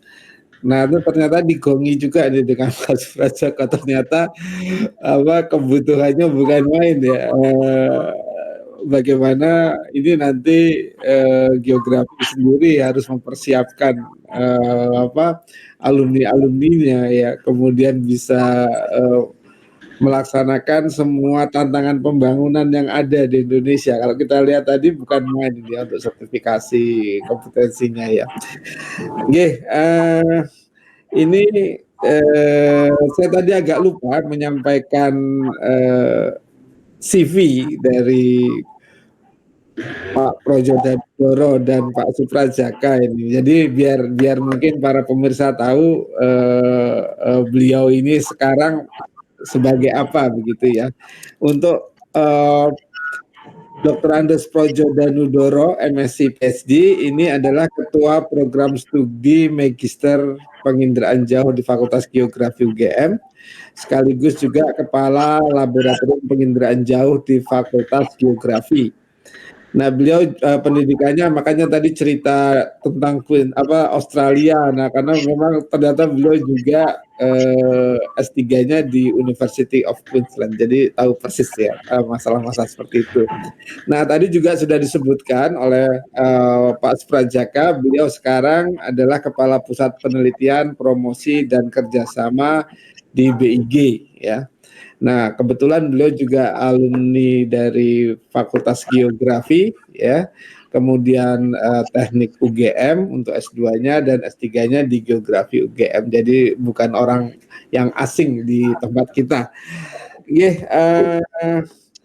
Kita masuk pada sesi tanya jawab. Nah, sebelum masuk pada sesi tanya jawab, saya mohon para peserta untuk jangan lupa presensi ya di link yang tadi.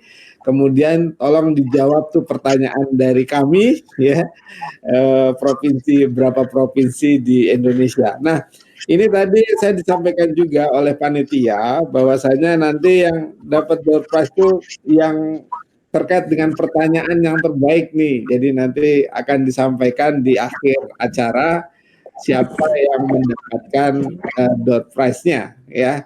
Nah, di sini saya sudah ada beberapa penanya ya. Yang pertama ini dari Nurus Firdaus ya, Kementerian ESDM ya, ditujukan kepada Prof. Hartono ya. Pertanyaannya bagaimana mengatasi tantangan atau perbedaan skala input untuk mendapat hasil maksimal ini Prof. Jadi karena kita tahu skala ini masalah juga ya di Indonesia kaitannya dengan data yang tersedia. Monggo Prof, silakan ditanggapi. Baik, terima kasih atas pertanyaannya. Pertanyaan yang sangat jeli ini, benar sekali ya. Untuk skala input ini memang tidak gampang, karena di negara kita ini yang namanya IGD itu jelas ya, karena IGD hanya rupa bumi, ada di BIG saja. Tetapi untuk yang topografi ada di TNI Angkatan Darat itu juga tidak sesuai, lembarannya juga nggak sama. Jadi kalau yang IGD saya kira tidak begitu bermasalah.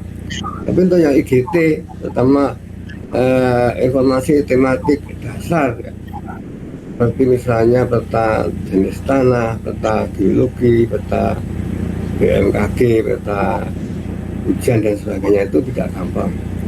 Nah, oleh karena itu memang perlu dicarikan satu teknik agar supaya penyamaan skala itu bisa dikerjakan dengan baik.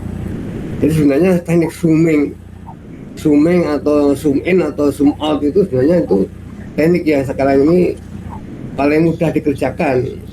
Tapi bukan tidak pakai fotokopi ya, ya kurang bagus ya. Tapi itu ada kendalanya karena ada batasan-batasan berapa kali yang itu diizinkan. Ya, di atas 2 kali udah nggak diizinkan lagi karena terlalu banyak generalisasi yang hilang atau tambahan generalisasi yang harus ditambahkan tuh nggak gampang. Misalnya pada skala A 100.000 ada satu garis lurus jalan A dan B, jaraknya 1 kilo. Begitu ini ditingkatkan menjadi 2 kali lipat, petanya menjadi panjangnya 2 kali lipat, maka akan muncul ganggang baru. Nah ini, nah pendetilan ganggang baru ini bagaimana? Nah, salah satu caranya adalah menggunakan data penginderaan jauh yang resolusinya lebih baik. Nah, dengan penginderaan jauh lebih baik, maka jarak yang semula adalah setengah meter di peta menjadi 1 meter di peta, maka pendetilannya diisi dengan data dari penginderaan jauh, apakah pakai foto udara, pakai Iconos, pakai Webot, atau bahkan sekarang pakai namanya drone. Ini karena nggak ada masalah. Jadi asal biayanya ada itu nggak masalah, didetilkan pakai informasi yang teknologinya itu memungkinkan. Jadi menurut saya seperti itu akan menjadi baik. Kalau yang baik lagi ya survei lapangan mendetilkan yang belum ada tadi, tapi kita tahu survei lapangan biayanya lebih besar dibandingkan survei udara yang relatif sederhana. Kita memang tahu yang survei udara drone itu secara geometrik memang belum bagus. Tapi ada penelitian dari Bengkulu ini, namanya Pak Julian Fauzi ini, sudah membahas tentang fotogrametri dari drone. Ya, ini belum ujian, tapi dia sudah membahas fotogrametri dari drone. Ya, ini kalau nanti terbukti bagus, berarti dia bisa untuk mengisi, mensubstitusi kebutuhan informasi detail yang diperlukan. Saya kira itu Pak Berandi, Pak Tenun. Ya, terima kasih Prof. Wah, ini kebetulan ada susulan lagi nih Prof. Sekalian aja Prof. Dari Muhammad Aulia Ferdiansah, Bapelitbang Kabupaten Bintan, dan juga dari Mas Eka Rianta nih, konsultan. Mungkin Prof. Hartono kenal juga ini ya. Pertanyaannya yang dari Muhammad Aulia, ini bagaimana cara mengatasi bias data dan hasil dalam analisis data pengembangan wilayah menjadi lebih relevan. Jadinya bias data yang digarisbawahi Prof. Berikutnya yang dari Pak Eka ini adalah peran data geospasial dan SIG untuk perencanaan transisi pengembangan atau budidaya dengan wilayah perlindungan protected area agar pembangunan dapat seimbang dan berkelanjutan. Ini bagaimana ini Prof? Itu aja Prof pertanyaannya. Dua. Gitu. Kalau bias data nanti ini ahlinya Pak Proyo nanti biar di ya mungkin nanti Pak Proyo bisa menanggapi juga. Gitu. Pak Proyo ini kan ahli dalam pengelolaan citra dan sebagainya, nanti biar dijawab ya. Untuk yang kedua itu Pak Eka tadi itu, ya ini kembali lagi Mas, kita ini menurut saya ini, mohon maaf ini kita ini membutuhkan pendidikan yang berciri vokasi lebih banyak dibandingkan yang akademiknya.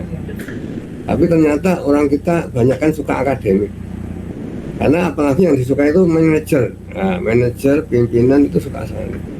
Tinggal untuk bekerja teman-teman yang remote, yang sendirian dan seperti itu kadang-kadang nggak menarik, sehingga tidak tertarik dengan kerja seperti itu. Ya, sebenarnya bukan tidak bisa ya. Kalau ada SOP-nya semua itu bisa dikerjakan. Dan menurut saya ya kalau SOP-nya ada, ya namanya take home page disesuaikan. Dan saya kira itu akan menjadi menarik itu. Terima kasih Pak Berandi. Iya betul sekali itu Prof. Betul. Terima kasih Prof atas jawabannya. Moga-moga nanti para penanya bisa paham dan puas dengan jawabannya. Nah, untuk selanjutnya kepada Bapak Dr. Nur Hadi, ya ini ada dari Agus Santoso Budiharjo, Lembaga Geospasial Bumi Nusantara. Ilmu Repda, ini Repda, representasi data ya. Ini sekarang berkembang pesat nih. Apakah Fakultas Geografi UGM sudah mempersiapkan ilmu representasi data tersebut? Ini pertanyaannya. Kemudian juga ada dari Heru Kartika Sandra, STKIP PGRI Sumbar. Nah, ini pertanyaannya juga ke Pak Nur Hadi, ya, biar saya kelompokkan ke masing-masing narasumber saja. Bidang survei dan pemetaan berkembang pesat. Apakah terdapat perubahan signifikansi dalam proses visualisasi petanya? Ya, monggo Pak Nur Hadi. Wah, saya biasa manggil Pak Andan yang bersama ini ya. Silakan Pak Nur Hadi, monggo. Ya, matur nuwun Pak Berandi, dan matur nuwun juga untuk dua penanya. Saya coba untuk menjelaskan yang pertama. Memang apa kurikulum yang kita buat itu memang selalu kita sesuaikan, selalu kita evaluasi dengan kebutuhan yang ada di luar, kemudian ada pertimbangan akademis juga. Untuk yang REPDA, representasi data, untuk kali ini memang dijadikan lebih ditekankan pada tematiknya, sehingga di situ representasi data dijadikan satu dengan kartografi tematik. Kartografi tematik dalam perkembangannya nanti ada berbagai macam tema yang ada di situ. Ada tema kebencanaan, ada tema land cover, dan seterusnya. Jadi REPDA saat ini dijadikan satu dengan kartografi tematik. Tetapi ada beberapa penambahan kuliah lagi yang sekarang kita sebut dengan geovisualisasi. Itu penanya pertama. Kemudian yang kedua, yang apa Pak Brandy tadi yang kedua, kalau tidak salah ya, bidang survei dan pemetaan berkembang pesat. Apakah terdapat perubahan signifikan dalam proses visualisasi petanya? Oh iya, ya pasti. Jadi begini, kalau sebelum kita jauh mengenal teknologi yang begitu pesat, untuk visualisasi data, ambil salah satu aspek pembuatan peta, misalnya simbolisasi. Itu hanya digunakan untuk merancang simbol, itu hanya digunakan 7 variabel visual. Ketujuh tersebut adalah bentuk, ukuran, kepadatan, arah, nilai, warna, dan posisi. Itu yang digunakan variabel visual untuk peta-peta konvensional. Kemudian karena perkembangan teknologi yang begitu pesat, sudah tidak sesuai lagi dengan perkembangan data, sehingga setelah teknologi itu berkembang tidak 7 lagi, tetapi sudah ditambah 3. Sekarang sudah ada 10 variabel visual yang digunakan untuk membuat simbol.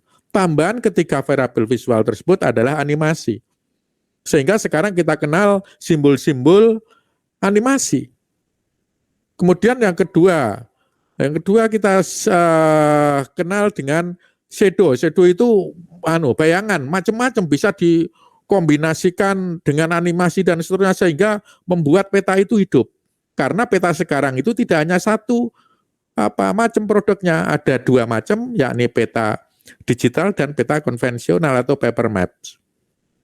Sehingga untuk peta digital itu sudah ditambah 3 variabel visual. Yang pertama adalah animasi, yang kedua adalah shadow, dan yang ketiga itu sudah menggunakan multimedia. Jadi di situ nanti perkembangannya, di sini juga kita ajarkan di Fakultas Geografi. Simbol itu tidak hanya diam saja, view only saja, tetapi dia sudah bergerak, sudah ada diberi suara, ya, dan macam-macam. Yang pada prinsipnya itu kombinasi dari 10 variabel visual. Jadi yang tadinya 7 karena kemajuan teknologi menjadi 10. Saya ulangi lagi, ke 10 itu adalah bentuk, ukuran, kepadatan, arah, nilai, warna, posisi, animasi, shadow, dan multimedia. Kira-kira begitu. Jadi sangat-sangat berkembang. Dan di sini kita ajarkan. Terima kasih. Terima kasih Pak Nuradi. Nah ini artinya ini berkembang sekali ya. Di sini juga kayaknya juga ada augmented reality, virtual reality dan sebagainya. Itu visualisasinya, betul. Ya betul. Ya. Untuk selanjutnya kepada Pak Projo. Nah ini Pak Projo ini ada tadi sekalian titipan pertanyaan yang tadi ditujukan Pak kepada Prof. Hartono. Ini juga ada pertanyaan dari Angelina Mega dari Politeknik Ketenagakerjaan. Nah ini menarik. Bagaimana pemetaan layanan kesehatan dan infrastruktur agar berjalan lancar dan merata? Nah ini. Cuma karena waktunya agak tadi ada kendala delay, mohon dijawab dengan singkat ini Pak Projo. Mohon maaf. Kalau pertanyaan yang tadi gimana, yang terkait Pak Hartono tadi? Bagaimana cara mengatasi bias data? Oh gitu. Ya. Baik Pak Barandi, ini dan para penanya, terima kasih. Saya malah tertarik untuk menjawab pertanyaan yang dari ISDM. Data sumber yang skalanya berbeda-beda itu saya ingin memberikan kontribusi pemikiran dari sudut pandang penginderaan jauh, yaitu bahwa kalau kita punya data yang skalanya 1:50.000, yang satu banding 100.000, maka sebenarnya yang 1:100.000 bisa kita jadikan 1:50.000 itu dengan bantuan data penginderaan jauh yang baru. Ada istilah refinement. Misalkan itu peta litologi gitu ya. Itu kita bantu dengan data SRTM sehingga batasnya kita haluskan. Kita tambahkan mungkin survei lapangan yang terbatas sifatnya, sehingga yang dari skala 1:100.000 bukan sekedar diperbesar ke 1:50.000, tapi dirincikan isinya dan dimantapkan, diperhalus batasnya. Itu data penginderaan jauh sangat membantu. Yang kedua, bias data, saya membacanya dari perspektif yang berbeda nih Mas Eka Rianta. Jadi kalau kita melakukan kerja dengan GIS itu kita hati-hati, makin canggih GIS overlay makin banyak, itu resiko akumulasi kesalahan makin besar. Karena masing-masing peta punya error.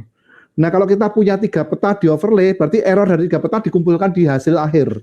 Kalau kita punya 5 peta, 10 peta, maka masing-masing error pada peta itu ditimbun di hasil akhir. Jadi bukannya kalau makin banyak petanya, itu berarti hasil akhir makin bagus. Dia akan ditimpa oleh sekian banyak error atau kesalahan. Dan itu sangat tergantung pada cara pemodelan. Penggunaan if then else dan penggunaan model matematis itu akan memberikan hasil akumulasi atau error propagation yang berbeda-beda. Ini yang sudah beberapa mahasiswa S1 neliti itu, kemudian saya membimbing juga, itu tergantung pemodelannya juga. Yang terakhir terkait dengan pemetaan fasilitas kesehatan, ini kalau fasilitas kesehatan ini biasanya malah GIS yang melakukan, bukan penginderaan jauh. Jadi ini malah Pak Barandi yang bisa menjawab. Ya. Jadi bukan saya. Penginderaan jauh bisa membantu, tetapi sebenarnya di sini malah GIS yang lebih banyak. Monggo Pak Barandi saya yang jawab. Waduh, ini saya moderator jadi ikut jawab. Ya, artinya begini, mungkin untuk pengetahuan kita semua, artinya GIS itu juga dikembangkan di Kementerian Kesehatan. Memang sesuai dengan tupoksi masing-masing di dalam pengelolaan datanya ini jadi di bawah Kementerian Kesehatan. Nah, Anda boleh nanti masuk ini, silakan saya promosi Kementerian Kesehatan juga. Jadi di sana ada web GIS-nya juga dan sudah ditambahkan juga semua fasilitas kesehatan, terutama yang dikelola pemerintah ya.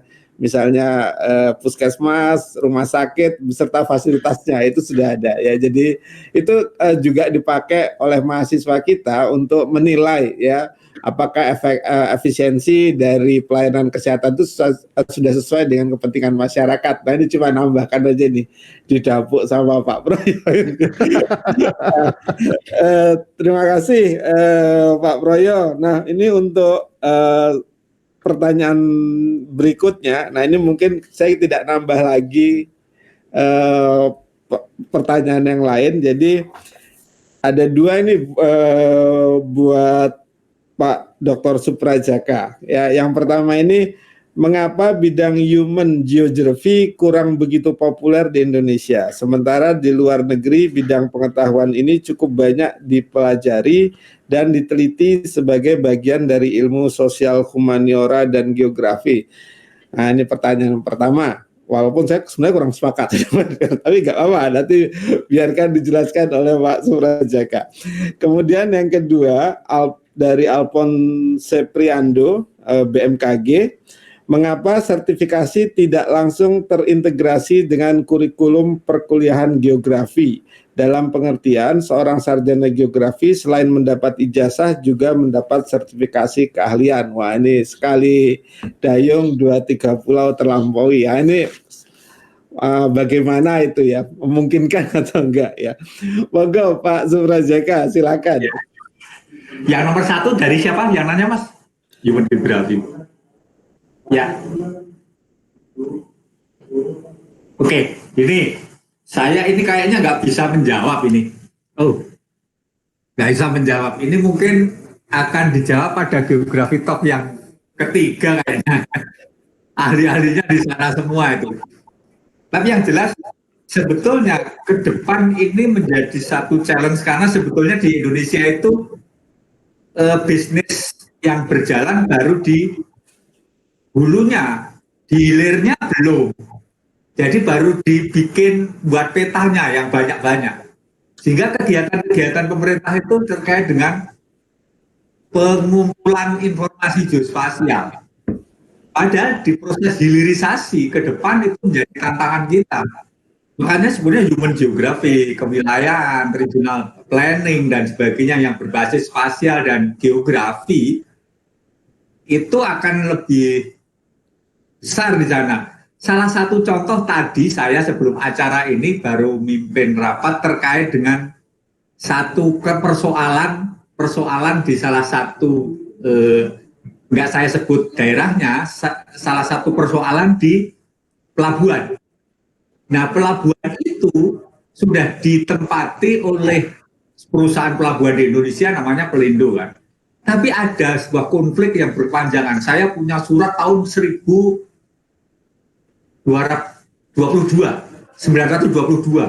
Ada dokumen terkait dengan informasi di situ. Itu pendekatannya nanti human geography betul, bahkan termasuk hukum, termasuk spasial. Maka di spatial science itu, di bukunya spatial science itu akan sangat terkait dengan human geography wilayah. Nah, kenapa di Indonesia nggak laku ya? Karena sekarang baru proses pengumpulan data, jadi heavy-nya masih di sana, menyimpan, mengolah, menyajikan. Padahal ke depan ternyata hilirisasi informasi geospasial semakin berat. Tantangan bagi kita untuk ke sana. Ya mungkin karena human geography proyek-proyeknya belum ada gitu ya. Tapi sebenarnya persoalannya semakin berat, coba lihat. Dengan COVID saja kita sudah harus buat peta sebaran COVID dan sebagainya. Ini menjadi poinnya. Kedua, terkait dengan kenapa tidak terintegrasi, ini masih ada persoalan baik itu kurikulum, ada tadi Pak Hartono sudah menyinggung bahwa ke depan sebetulnya terkait dengan vokasi ini menjadi penting. Nah, perlu ada pembahasan ke sana. Kalau seorang ahli di bidang sains nanti tanpa tentu sertifikasi nggak berlaku, karena sebenarnya ada dua pilar. Satu terkait dengan sertifikasi yang keahlian, keterampilan.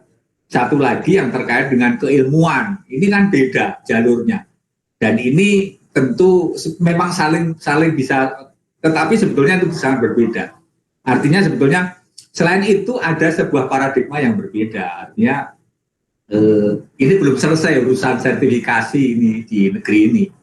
Tetapi sebenarnya kalau berparadigma standar internasional, ke depan semua orang yang bekerja harus profesional, harus mendapat sertifikat. Nah, mungkin nanti antara pendidikan tinggi dengan pasar tenaga kerja itu nyambung, nah, mungkin nanti ada harmonisasi kurikulum.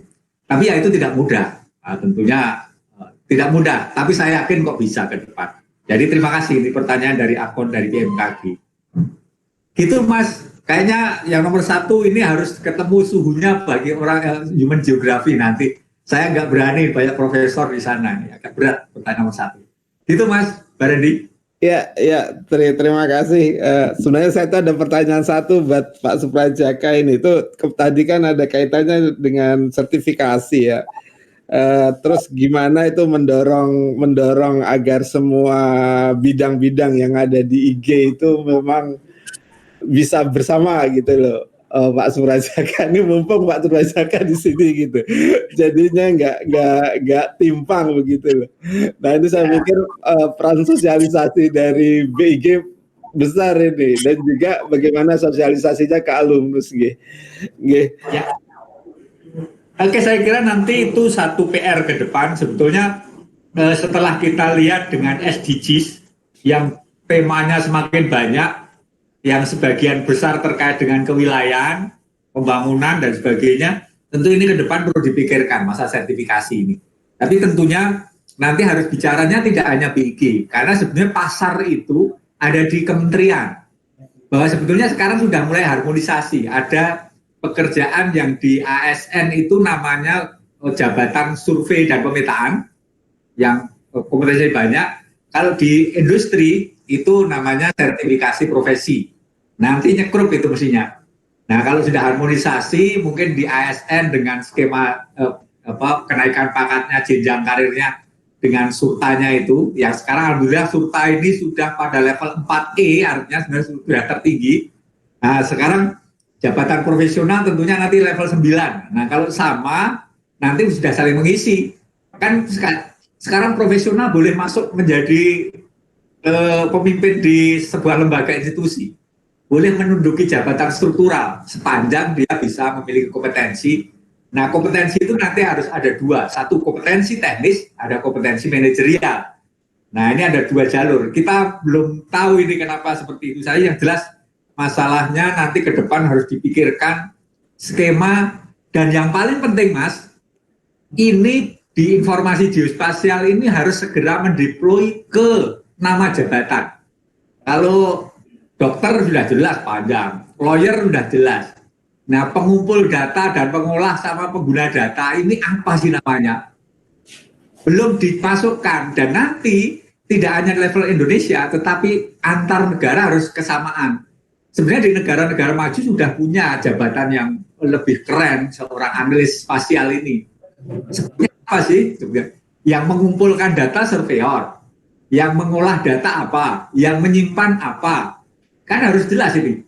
Nanti harus diberi nama jabatan dan kodenya, sehingga nanti saling tukar pekerjaan itu. PR-nya masih banyak, dan saya yakin para geograf harus mulai memikirkan membentuk nama saya yang sudah, saya itu sebagai lawyer atau sebagai jaksa atau sebagai hakim atau sebagai apa, kan ada di situ. Nah, kita belum punya. Iya, betul sekali. Itu saya ahli SIK itu kan belum. Manajer analis spasial kan gitu mestinya. Nah, itu harus sikan. Ya. Nanti harus jelas. Saya interpreter remote sensing aktif sensor misalnya, kan ada nanti. Nah, ini perlu dipikirkan karena sebetulnya ke depan seperti itu.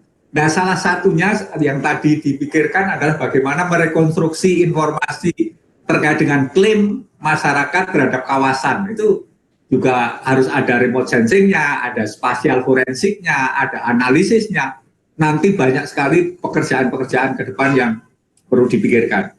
Nah, ini PR kita, Mas Barandi, Pak Proyo, Prof. Hartono. Dan barangkali visualisasi tadi juga beda. Kartografer atau seorang analis apa gitu ya kira-kira mungkin perlu dipikirkan nama jabatannya. Dan ini sudah digodok para teman-teman tapi juga belum clear. Nanti kampus ikut membantu PIG atau meneliti.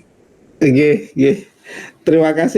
Terima kasih sekali Pak Suprajaka. Wah, jadi menarik sekali ya, bahwasanya ya kita tunggulah paket-paketnya itu ya.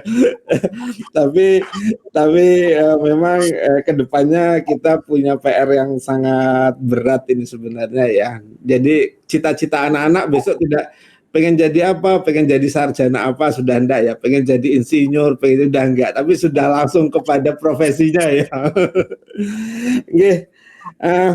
Terima kasih atas pertanyaan-pertanyaannya. Jadi tadi disampaikan juga dari panitia bahwasanya untuk door prize akan diumumkan melalui emailnya masing-masing ya, yang mendapat nanti akan dikirim melalui email dan mungkin door prize-nya akan langsung dikirim ke alamatnya ya. Jadi tidak bisa kita umumkan di sini karena waktunya sangat terbatas sekali ya, karena ini juga sudah menjelang maghrib. Jadi terima kasih sekali atas kehadiran Bapak-Bapak narasumber semua, Prof. Hartono, Pak Dr. Nur Hadi Raharjo, Pak Proyo Danudoro PSD, dan juga Pak Dr. Suprajaka. Semoga semua ilmu yang disampaikan kepada teman-teman semua ini bermanfaat sekali. Saya yakin sangat bermanfaat sekali. Dan juga terima kasih kepada tim teknis yang sudah membantu lancarnya kegiatan acara Geography Talks. Saya juga mengingatkan kepada para pemirsa bahwa kita akan melaksanakan Geography Talks yang sesi ketiga itu pada hari Jumat tanggal 28 Agustus tahun 2020 dengan tema Regional Development for a Sustainable Future, ya. Jadi dicatat tanggalnya, kita nanti bincang-bincang seperti ini lagi dalam rangka Dies Natalis Fakultas Geografi. Terima kasih semua atas perhatiannya. Terima kasih sekali lagi kepada narasumber meluangkan waktunya dalam acara Geography Talks ini. Semoga semua sehat, semoga semua tetap semangat dalam kondisi yang sangat memprihatinkan ini. Tapi saya yakin di dalam kondisi semacam ini kita akan mendapatkan berkah-berkah yang banyak. Salah satunya adalah kegiatan ini. Terima kasih semuanya. Saya tutup kegiatan Geography Talk sesi kedua. Salam sehat. Assalamualaikum warahmatullahi wabarakatuh. Terima kasih. Waalaikumsalam warahmatullahi wabarakatuh. Pak Profesor sehat ini Pak Harsono ya. Nun. Saya juga Pak Duradi. Oke, Mas Nun. Sampai ketemu.